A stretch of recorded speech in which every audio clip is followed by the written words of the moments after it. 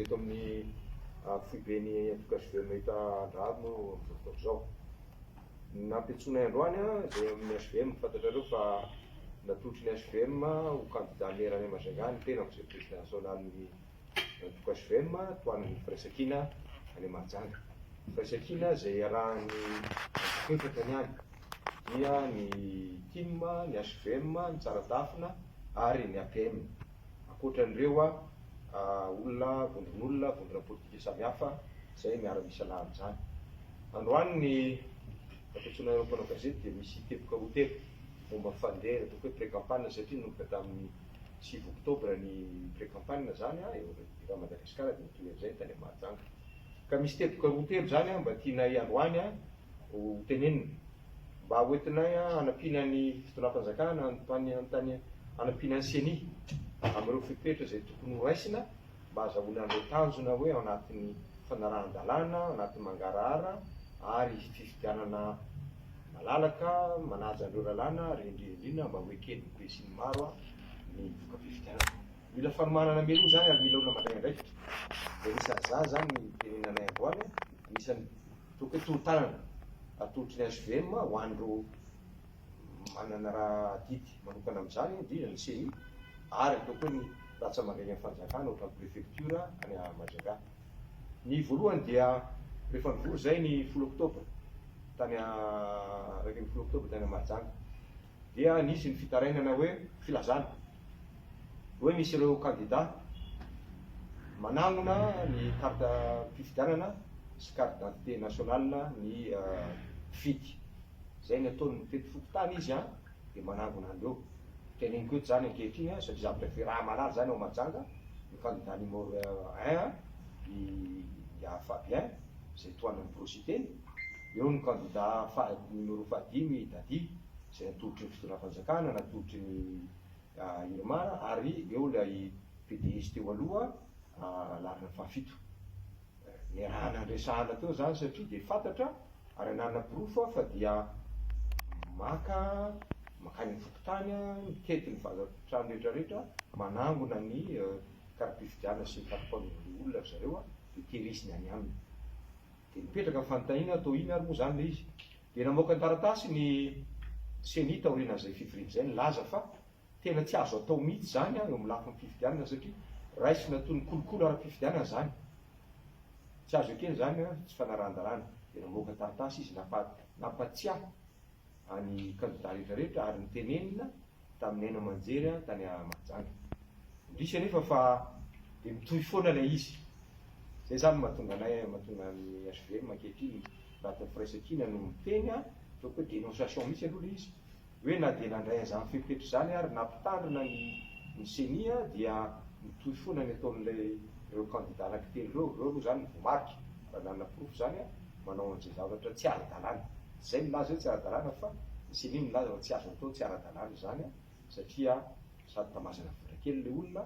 tehiriziny any ny kartany ampiasaina atao inona le izy samy raha malala zany fa rehefa tonga ny andro fifidianana dia misy fomba anaovana an'izany hanerenan'ireo olon'ireo ahafantarana hoe ty fidinareo. Fantatra zany miomana ihany koa zany zay mba hiady amin'izany. Fa androany aloha dia ny hoe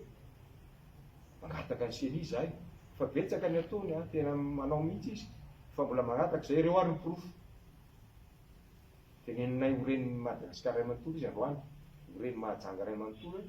tsy fanao zany ary tsy ara-dalàna zany satria zany ny atao kolokolo ara-pifidianana. Zany mahatonga anay ankehitriny manao dénonciation mihitsy ary mampirisika ny fanjakana andray andraikitra satria dia hilatsaka ny anatin'ny fifidianana zay anjakan'ny kolokolo ny atao. Nefa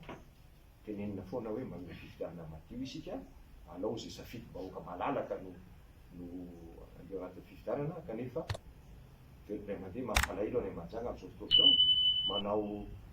tany lavitra indrindra ve sanatria zany nefa tanàna lehibe io dia zany no ataon'ny olona zay heritreritra fa hitondra ny tanàna Mahajanga satria anazy ny mamaly hoe satria fa zay zany dia mahita hoe tsy mahomby zay. Ka manao antsoavo ho an'ny CENI anisan'izany ihany koa ny ataontsika hoe ny tokony tsy omban'ny atsy sy ny eroa ny mpiasa fanjakana ambony neutralité de l'administration anatin'ilay lalàna 2018 008 zany any amin'ny article 60 ka hatramin'ny 63 any dia milaza fa tsy maintsy mijanona ao anatin'izay tsy momba ny aty tsy momba ny roa zay ireo manana asa lehibe eo ambony lehibe sy ambony eo amin'ny fitondram-panjakana. Manana porofo nefa zay ary azo sary zany azo vidéo zany fa ny ministra anankiroa, ministry fanatanjahantena zay avy any Mahajanga dia ministry ny enseignement supérieur dia manana propagande ary milaza papier-maso hoe fidio candidat-mpanjakana candidat numéro 5 miady aty satria io ny olona natokisany filoham-pirenena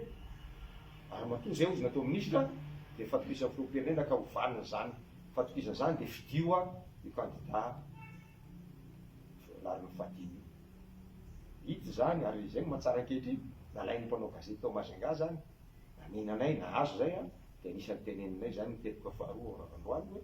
aiza ho aiza ny fanajan'ny fanjakana zany lalàna zany satria dia ministra perinasa ny ministra ny gouvernement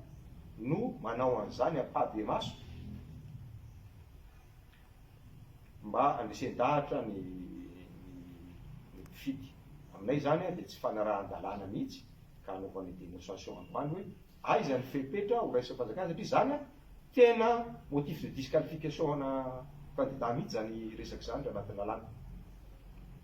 Karaha eto zany dia miantso amin'ny fanjakana tan-dalàna aiza ianareo fa maninona ny avelanao an'izany, maninona vira virainao ohatr'izany tsy tany-drazantsika ity fa maninona raha vela anatin'ny safidy malalaka fa nga sarotra be ho an'ilay ministra mipetraka ao anatin'izay malaivo ny ohatra teo aloha fa za fotsiny teneniko hoe tamin'iza président république par intérim tsy nilatsaka andehanao propagande mihitsy satria izay ny lalàna zay. Ka maninona ankehitriny ireo ministra ireo no makany amin'ny université akoatra ny hoe ataoko hoe chantage na mampiororo mpanao gazety mihitsy zany anisan'izany dia tononiko eto nanao interview ny radio université Majunga nanao interview nitelo mampa-candidat pré-campagne dia nahazo misy an'ny teneur mihitsy hoe raha mbola mampiakatra andiara-poti voarivo nareo dia voaroko nareo ozy ministra ao anatin'io asanareo io. Zany ny zavatra mitranga ka iza zany no ambany lalàna iza ny ambony lalàna zay misy ano tsekena zay tsy mitady tombony amin'izany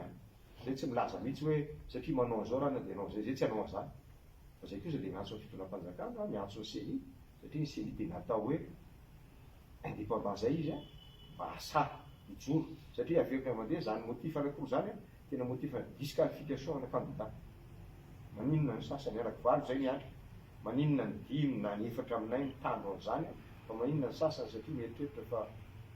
candidat fanjakana ihany moa ireo 1-5-7 ireo no miezaka manatazany tsy fahombiazana zany ka zay no anisan'ny teneninay ary ny fahatelo point farany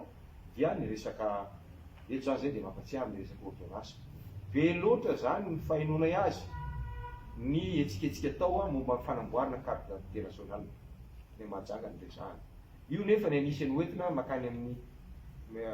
ataoko hoe pièce justificative iarahana amin'ny certificat de résidence makany manao an'ilay ordonnance.